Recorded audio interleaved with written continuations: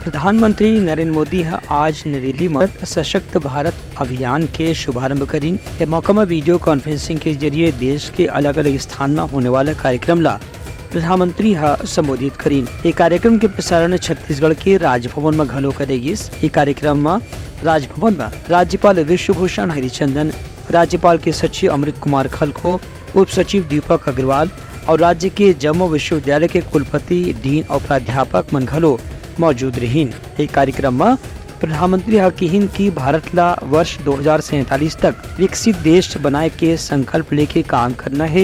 एक स्थिति अलग अलग क्षेत्र में विकास के संभावना कहाँ कहाँ मौजूद है, ये दिशा में विशेषज्ञ लोगन मन के संगे संग युवा, प्राध्यापक और अलग अलग वर्ग के लोगन के विचार घलो इकट्ठा करना है। यही के कड़ी में आज राजभवन में घलो एक कार्यक्रम के आयोजन करेगी।